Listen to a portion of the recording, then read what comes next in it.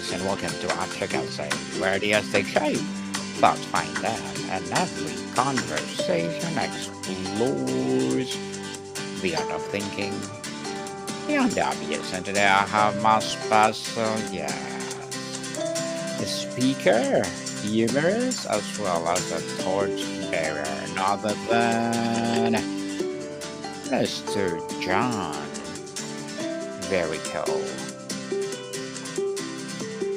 Hello, Daniel. Welcome. How are you?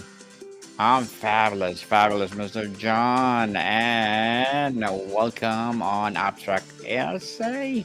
And can you please introduce more about yourself that I miss?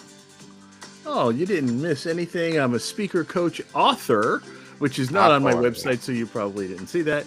Mm-hmm. Torchbearer comes from the acronym of what I think that we need in order to feel motivated ourselves and how we help others be motivated. And torch is an acronym for those elements of trust, opportunity, respect, communication, and humanity. And that's where that comes from. Yes, and thank you so much for sharing your knowledge and wisdom to the world, Mr. John. Very cool. Thank you, thank you, thank you. So tell us what is coming soon, Mr. John. I'm intrigued of what will coming soon. Well, one of the Before things we that go. I've been working on in the past couple of years is I've been a contributing author in a couple of different book series to help to get the word out about how to just live better lives, how to appreciate our lives better. And most recently was a book called The Art of Connection 365 Days of Abundance Quotes. So I'm in there Mhm. with 300 and some odd other authors, all contributing to helping people realize the life of abundance that they actually have. And most recently, we just now wrapped up, and things are getting ready to go to press for the book for 2026, which is 365 Days of Resilience Quotes. Especially as I think resilience is such an important topic at this time in our society. Definitely resilience indeed. And today, Mr. John, let's talk about being a motivational leadership. So tell us, how do you define motivational leadership and how is it fundamentally different for simply being a charismatic boss or a cheerleader? Ah, yes, it's very different, actually. There's so many elements to leadership, and people look at it in a lot of different ways. What I call motivational leadership, it combines elements of servant leadership, emotional intelligence. Yeah, we talk about being a charismatic leader. That's all fine, but Mhm. not everybody has innate charisma. But the whole thing is it's how we treat each other. That's the most important thing in life. You can get you've heard this before, I know, right? You get more you catch more flies with sugar than you do with, uh whatever. Uh, the whole thing behind all of that is how we treat people. If you want people to give you their best, you have to treat them like they're giving you their best. You have to Mm. appreciate them. I was fortunate to be have served in the Navy and also in government agencies for many years. And what I noticed in any workforce, you'll see this in how people treat each other. And the way the boss treats the workforce will decide how productive the workforce is and how happy they are. There's a book out many years ago, came out back in the 90s, I think, called The Customer Comes Second. And for so many years, people have focused on, the bottom line, right? Customer priority, treat the customer right. And that's all true. But if you don't treat your employees right, they won't treat your customers right. And if your employees leave, they may take your customers with you. If your Mhm. employees are unhappy, that unhappiness will be reflected in how they interact with your customers. And so I know that I would much rather go to a place and work with people who are happy and are confident and feel that what they do actually matters and makes a difference, rather than working for somebody who knows all they're doing is just help and make their boss richer. I started to Mr. say John. I started to Okay, go say that ahead. I was fortunate to work for an organization where the boss took 10% of the budget and put it towards projects that were likely to fail. And that just seems a little bizarre. But his thinking was that if these work, that'll be a game changer. If they don't, we'll have learned from the experience. And by doing that, he encouraged people to take calculated risk. He removed the fear of failure. He gave them full ownership and said, just do your best. And what happened was people felt that they were trusted to take the next step. They were trusted to make decisions. They were given the opportunity to lead the effort. They were treated with respect for their skill levels. They were communicated with openly, and most importantly, they were treated like fellow human beings. And so there's that TORCH acronym there again. But in the long run, what happened was they worked so hard to make these projects work. And some of them actually did, which ultimately came to pass and wound up being game changers for the organization and for the world, because there were technologies that got out there. That never would have happened if they were micromanaged. And so that's what motivational leadership is all about.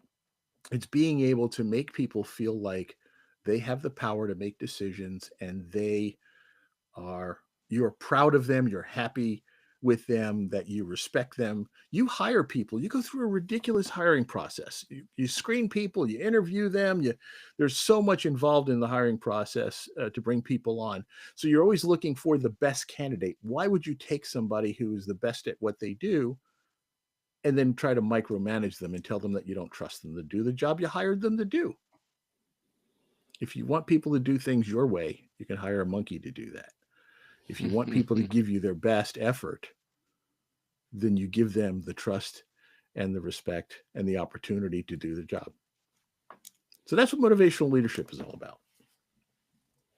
What is the most common misconception about what motivates people at work, and how does misconception hold leaders back, Mr. John? Here's the key: people are motivated differently. Everyone is motivated by something different. The problem happens when we, as leaders, make the mistake of thinking we know what people want, and we dangle the wrong carrot. So often, when you look at the statistics of how many people leave their jobs, you will find that they don't leave for more money most often. They usually don't leave for a promotion.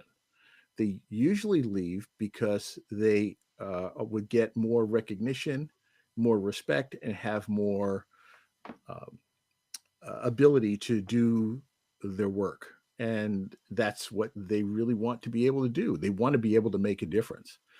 The key elements of all of this, trust is obviously the big factor, but then there becomes the ability to empower people to let them do the job, and then holding them accountable.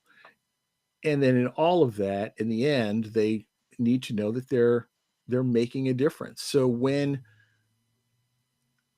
you want to retain some people on your workforce and you want to reward them for their work or give them recognition, most often the thing that gets dangled in front of them is a potential promotion or a bonus or something like that. And those are nice things, but those are not necessarily why people are motivated. I learned this, and it was interesting. I learned this working with volunteers. And you try to figure out why volunteers would put in the amount of work and effort that they do when they're not getting paid. And there was an organization and it was a park service. And what they had done was they had a lot of volunteers that would help operate the state and county parks. And these people would come in, they would do cleanups, they would maintain the property. They would give tours. They would represent, the organization. They would explain to people about nature, whatever it was. And they did this on their own time. Well, the organization wound up with a little bit extra in their budget that year, so they decided to reward the people. And so they held this nice little dinner and all of that, and people, got handshakes and they got their names called out, and all of that was very nice. And then here's where they made the mistake. They offered to give them a stipend for their work, for for coming in for all the hours that they would put in. As soon as they started to pay people, their performance level dropped. Their willingness to work extra hours decreased because it was no longer something they were passionate about. It now became a job.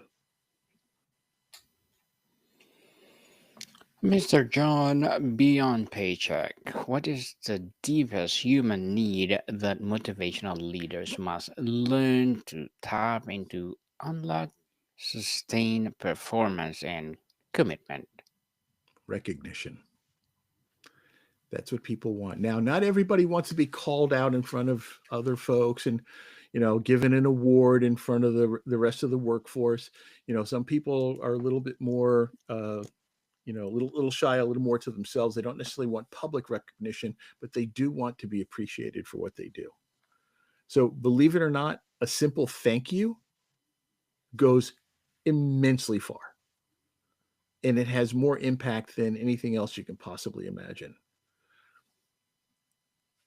Recognition in terms of um, just acknowledging the fact of what people have done, making sure they get credit for the work they do. So many times you see people that will, like bosses, will take credit for what their employees had achieved. This is something that I learned in the Navy too. When I was coming up through the ranks, they taught us very strongly, it's not about you, it's about your troops. When your troops succeed, that success falls on you as well. So it's not about promoting yourself. So when you're in a leadership position, you don't ever take credit for the people who did the work. You let them take the credit for doing the work, because they're the ones who did it and they're the ones who deserve it. And I think that's probably one of the strongest messages I could put out there. It's not about you. It's about the folks who are doing the work, and they're the ones that deserve the recognition. And by giving them the recognition, you will get some of the glory as well. But everybody's always afraid that somebody's going to outshine them. One of my favorite sayings is, you don't have to blow out my candle to make yours burn brighter. Yes, definitely. Okay, Mr. John, so tell us, how does a motivational leader balance the need to drive results with the equally important need to nurture and protect their team's morale, especially during high pressure periods? Obviously, and in the military, we know this too. There is an objective. We have to accomplish the goal. Ultimately, that is going to happen. Can we always hold hands and sing "Kumbaya"? No, not necessarily. There's not always time for that. But the thing is, you want to create an environment that makes people want to work with you. That means you don't slough off the dirty jobs on other people. You help them along. You get down there and work with them. Whatever it takes to show that they are appreciated and equaled. Yeah, I'm not. The biggest challenge that I think we find in this kind of work is that people feel like they're a soft leader if they are a motivational leader, or if they're using emotional intelligence, or if they're showing any vulnerability about their own selves and prove that they're actually a human along with their employees. That's what happens is people are afraid to show any sort of vulnerability, any sort of weakness, or just to admit the fact that, hey, I can't do that. I hired you because you have the skill to do that. Hmm. So Definitely. why would I take credit for your ability to do that? This is why, like I said, this is why we bring people on board. We hire people with the best skills and the best talent. So let them feel like they're using those skills and talent. Let them do the job you hired them to do, and you'll meet your bottom line that way. How do you effectively tailor your motivational approach to different personality types on the same team? If you have all the same personality types on the same team, you have a problem. the strength the For strength sure. comes the strength comes from diversity. The strength comes from the ability of people to have their own skills, their own personalities, and their own perspective of things. You have people that are going to be ultra technical. You have people that are going to be, ultra friendly. You need both of those kinds of people to be able to understand the whole workload. Because I use this example. Picture there's a box here. Okay. Hmm. There's two holes in the box. There's a hole in the top and there's a hole on the side. And you as the manager are looking you're looking at, I'm sorry, I'm seeing Robert Jones's pages here. You want to go to my page. Yes, sure. But anyway, Favorite one. Robert Jones is the guy behind the Art of Connection book series, by the way, and I was proud to be co-author of the Art of Connection 365 days of abundance quotes. And if you click on my name right there, you'll go to my page. Mm-hmm. It's But just anyway, John. uh, Okay. but that's okay. Let me go back to what I was saying about this box. So now you as the manager, you have one view into that box. And when you look down into that box, trying to figure out what is in it just by looking through this single hole, you see something, you see a circle. So your now assumption is that what's inside this box is round. It's a ball, it's a globe, it's something along those lines. And you're going to treat the box and handle the box as if what's in it is round. Now, your workforce is looking at things at a different level. And different people in different shops with different skills are going to look at things differently. But there's one hole on the side of that box. And when they look in the side of that box and they look at the object inside, they don't see a circle, they see a triangle. So in their mind, and the way they're going to handle the box and where they're going to handle the project is as if that thing is a triangle or a pyramid. So it's got a solid flat base, and that's how they're looking at it, and that's how they're going to handle it. Meanwhile, you as the manager looking down saw a circle and you see something that is round, so you're going to treat the box as if what's inside is going to tip over. Until the two of you communicate and you get both perspectives and everyone understands that there's different views of what's in there, only then do you know that what is round and also triangular is a cone. And now you know what the project is and what is inside that box and how to handle it. And that's the key, is That's the key of understanding success. and getting Mhm. those different perspectives and understanding that everybody's going to see things a little bit differently. Find out what they have to say. You know where I learned that lesson, Daniel? From Mhm. classic monster movies and science fiction movies. Because somebody always saw something and people wouldn't listen to them. They Mm. overrode them, and until that people started to listen to each other, and until they took this perspective and that perspective and that perspective, that they finally understand what it was that they were facing. Mr. John, what does a truly motivating vision statement sound like? How do you translate a corporate goal into compelling story that make people want to pour their energy into it? Well, the first thing it has to be is authentic. I'm going to tell you that right now. How many times have we seen organizations that have vision statements and policy statements that say we put our people first, and they make that bold statement, but yet in their actions They don't. Like the first thing to do is cut training and things like that, and so they don't really work. They don't really talk the talk or walk the talk. A good vision statement. You know what? I haven't really put my mind to what a good vision statement would be, but I would say that whatever it is, it needs to be authentic for what you're trying to accomplish, and it's got to be something that people are going to get on board with. So it's not a I, it's a we, and it's what we do. But yeah, I'll tell you right now. Actually, here's what it is: people don't care what you have to sell. Mm-hmm. They care why you do it. And I think if you have the why behind your vision statement and your why in your mission statement and all of that stuff, and people understand why we're doing what we're doing, that makes all the difference.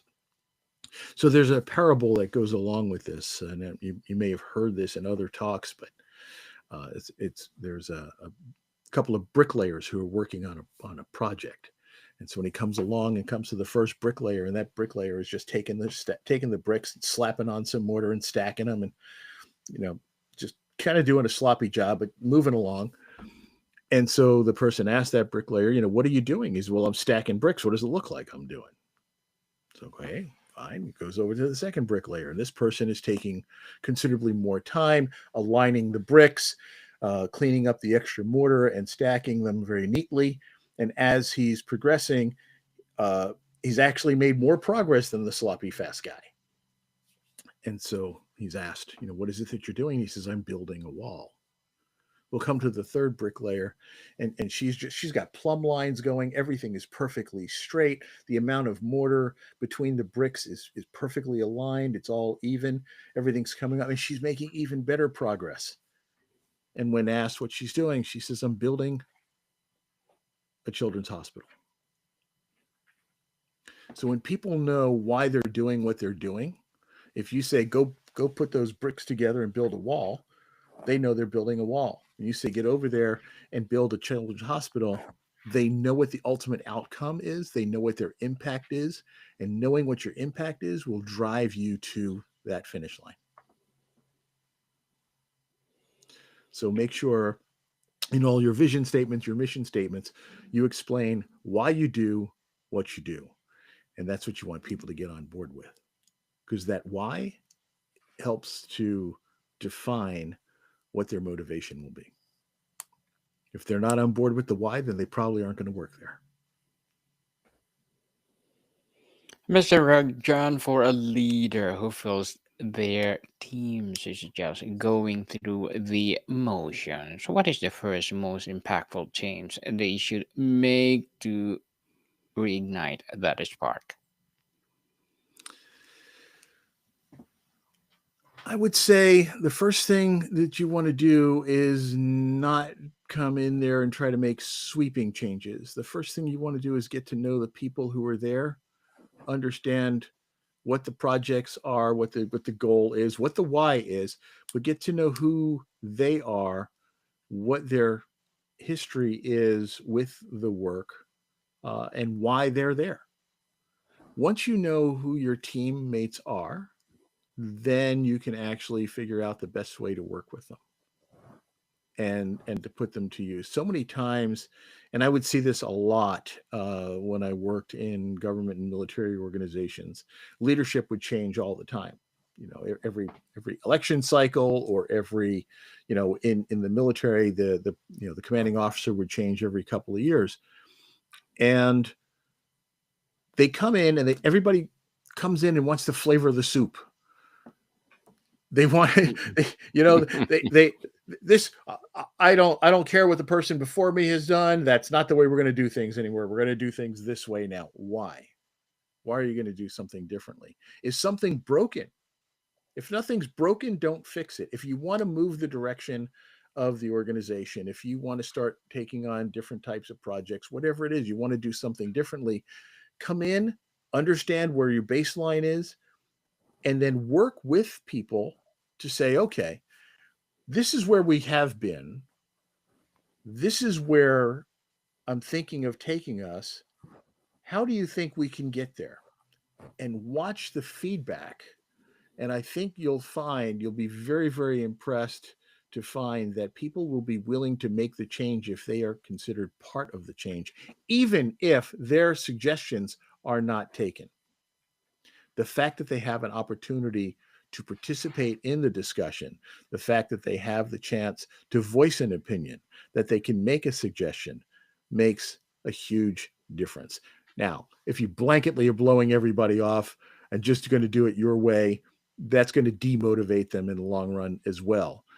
But you want to give people a chance to voice, and you want to understand why they may be why they may have a different opinion, or better yet, they may have a better path to get you to that new place that you want to be with the organization. Mr. John, before we wrap up our discussion for today, I'm inviting you to please do listen to my other podcast, people, because my Abstract Essay is already in fifth season, Abstract Poetry in second season, and You my are Book 101 amazing. review in fifth season too, Comedy 101 in third season, and my Food 101 in fifth season as well, Geography 101, Love Letters, Movie 101 review, Music 101 in its fourth season, Science 101 in Sex 101 and second season, and my baby podcast. Law 101, Mental Health 101, and My Bible Verses 101. Please listen to them wherever you listen your podcasts. How do you have time to do all of this, Daniel? You are an amazing person.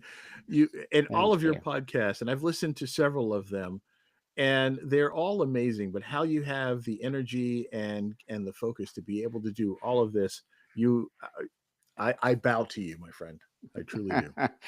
Thank you, Mr. John. And if you have the passion of what you're doing, even you're tired, you have the dedication of what you will do it for sure every day. So, Mr. John, looking back on your own journey, what is the most humbling or surprising lesson you've learned about what truly takes to motivate another human being? It took me a while to realize what even motivated myself. And I found for me, helping others was that motivation. I started out as an undersized youth. I was picked on by bullies a lot as a kid. And Mm-hmm. so when I got into the workforce and I saw bullying type behavior and I saw people not getting credit for what they were doing, I fought hard without realizing I was doing it. That I really fought hard to give people the credit and help them to realize that they mattered and they made a difference. It took me a while to realize that I mattered and made a difference. I was meant to feel like I was less than others, and I realized that I was not. I was no better and no worse, and that the key, no better as well as no worse than anyone else. And so when we start treating people like equals and peers, that is where the magic starts to happen. For me, it was working with one of my first bosses in the Navy who said to me, "You've been through the school, you've been through this training. I have not. You know your job. Go ahead and do it." And that was the first time, and especially in the military, when somebody said, "Hey, I acknowledge you as your expertise and your training, even though you're new at it. You're Mm-hmm. still ahead of me." And so acknowledge the fact that even though he was in charge, he was not going to micromanage. And I found myself more motivated to work for him than I was for people who tried to direct me on what to do. Mr. John Verrico, thank you so much for sharing your knowledge and wisdom to the world. So, can you Thank you for the please invite opportunity. Yes, and can you please invite our listeners to support your books, your advocacy, or whatever projects that you're doing right now? Absolutely. You can find me on my website is johnverrico.com. Connect with me on LinkedIn. That's probably the best way. And keep your eyes open for the Art of Connection 365 Days of Resilience quotes coming out around the holidays this year. And keep your eyes out for the previous books in the Art of Connection series and in the Cracking the Rich Code series. I'm also hosting the Cracking the Rich Code podcast. But here's the big one. I'm going to be launching my own podcast. Share Your Fire is going to be launching in January of 2026. Awesome. Congratulations. Keep up the good work, Mr. John. Yes, people, let's support Mr. John Verrico. Because if you support him, for sure, more and more empowering books to come, more and more empowering advocacy to come. So, Mr. John, thank you so much for your time. Thank you. Let's make an impact together, my friend. Yes, indeed. More to come, people.